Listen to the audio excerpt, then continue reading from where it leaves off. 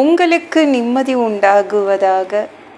தேவனுடைய இரக்கங்கள் அதிகமாவதாக.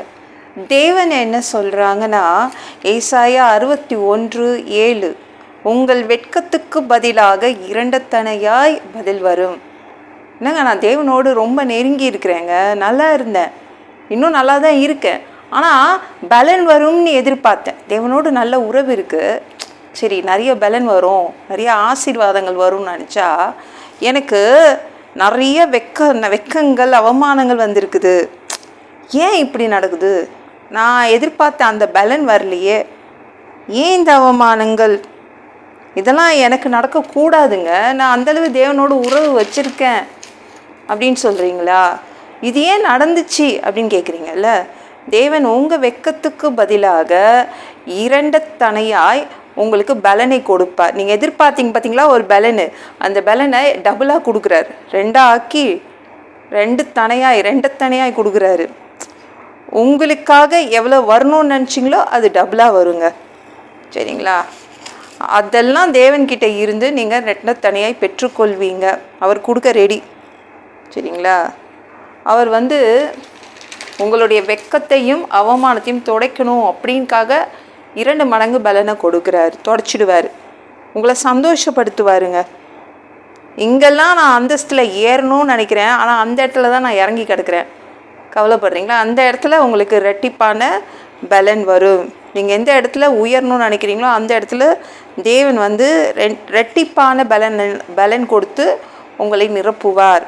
யோபு இருக்காங்களே, அதிகாலையிலே எழுந்து ஜெபம் பண்ணாங்க, பலி செலுத்தினாங்க, அப்படிலாம் பண்ணாங்க. அதான் அவங்க ஒய்ஃப் கேட்டாங்க, ஒரு நாளாவது எங்களை தூங்க விட்டிங்களா? எப்போ பார்த்தாலும் ஜெபம் பண்ணீங்க, பலி செலுத்தினீங்க, என்னையும் என் பிள்ளைங்களையும் எழுப்பி விட்டிங்களே, அதற்கெல்லாம் என்ன பலன் வந்துச்சு? என்ன பலன் வந்துச்சு? இந்த நாட்டில் வாழ்கிறோமே, அதற்கெல்லாம் அதிகாலையிலே எழுந்து குடும்பத்தையே எழுப்பி விட்டிங்களே, அதுக்கெல்லாம் என்ன பலன் வந்துச்சு?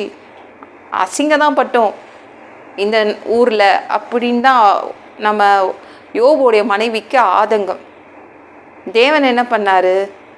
எவ்வளோ அவங்க அசிங்கப்பட்டாங்களோ அவமானப்பட்டாங்களோ அந்த இடத்துல இரட்டிப்பான பலனால் யோபுவை சந்தோஷப்படுத்தினார், டபுளாக ஆக்கி கொடுத்தார். நீங்களும் கவலைப்படுறீங்களா? நான் தேவனோடு ஓவராக நெருங்கியிருக்கேன், ஆனால் நான் ஏன் வெக்கப்படணும், நான் ஏன் அவமானப்படணும் கேட்குறீங்களா? தேவன் உங்ககிட்ட சொல்கிறாரு, இந்த அசிங்கங்கள் எல்லாம் நான் துடைப்பேன், டபுள் மடங்கு உங்களுக்கு பலன் வரும். நீங்கள் எதிர்பார்த்தீங்களா ஒரு பலன் வரணும்னு, அது டபுளாக வரும், அதிகமாக்கி கொடுக்குறார். இந்த வீடியோ பிடிச்சிருந்துச்சுன்னா மற்றவங்களுக்கு ஷேர் பண்ண மறக்காதீங்க. கர்த்தர் உங்களை ஆசீர்வதிப்பாராக. ஜெபம் பண்ணலாமா? அன்பு பிதாவே, உங்கள் பிள்ளைங்க உங்கள் பாதத்தில் வந்திருக்காங்கப்பா. சாமி இரக்கம் செய்யுங்க, இறங்குங்க அப்பா. உங்கள் பிள்ளைங்க எங்கெல்லாம் அசிங்கப்பட்டு நிற்கிறாங்களோ அந்த இடத்துல உயர்த்துங்க. உங்கள் பிள்ளைங்களுக்காக ரெண்டத்தனையான பலன் வருது, டபுளாக பலனை கொடுக்குறீங்க, டபுளான ஆசீர்வாதம், ரெட்டிப்பான ஆசீர்வாதம் கொடுக்குறீங்க. அதற்காக நன்றி அப்பா.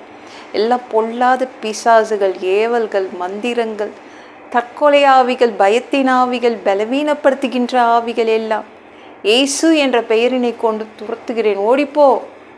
உங்கள் பிள்ளைங்கள இரத்த கொட்டிக்குள் மறைச்சிக்கோங்க. பரிசுத்த ஆவியால் நிரப்புங்க. ஞானஸ்நானம் எடுங்க. உங்கள் பிள்ளைங்க ரட்சிப்பீராக. இயேசுவின் காயப்பட்ட தழும்புகளால் எல்லா வியாதிகளும், எல்லா பலவீனங்களும், கேன்சர் போன்ற வியாதிகளும் சரியாகுவதாக, மரணப்படுக்கைகள் சரியாகுவதாக, பரம்பரை வியாதிகள் சரியாகுவதாக. மனிதனாக பிறந்தா ஜீவ புஸ்தகத்தில் பேர் இருக்கணும், அப்படி இல்லைன்னா அவன் மனுஷனை பிடிச்சி நீங்கள் நரகத்தில் தள்ளிடுவீங்க. தீ எரிக்கிற இடத்துல அப்படி போய் வாழ்கிறதுப்பா.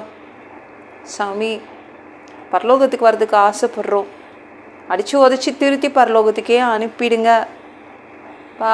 கழுவப்படாத பாவங்கள் எங்ககிட்ட இருந்துச்சுன்னா உங்கள் ரத்தத்தை கொண்டு கழுவி எங்களை பரலோகத்துக்கே அனுப்பிடுங்க. எந்த ஒரு இமைப்பொழுது நீங்கள் வருவீங்கன்னு இயேசுவை வணங்கி காத்துட்ருக்கோம்.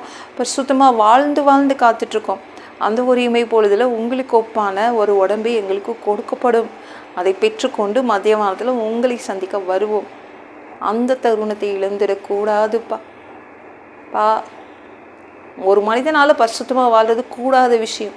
அதற்கும் உதவி கேட்டு தான் நிற்கிறோம்ப்பா. 7 வருடம் அந்த கிறிஸ்து ஆட்சியில் விட்டுட்டு போயிடாதீங்க. பிசாசு நடத்தும் ஆட்சியிலலாம் விட்டுட்டு போயிடாதீங்கப்பா. 3வது தடவை கூட இந்த பூமிக்கு வருவீங்க. 1000 வருடம் இங்கே ஆட்சி செய்வீங்க. அந்த பொற்காலத்தை பார்க்க ஆசைப்படுறோம். எல்லாவற்றையும் ஒப்பு கொடுக்குறேன். இயேசு மூலம் ஜெபம் கேளும் பிதாவே. ஆமென். நாளைக்கு பார்க்கலாம்.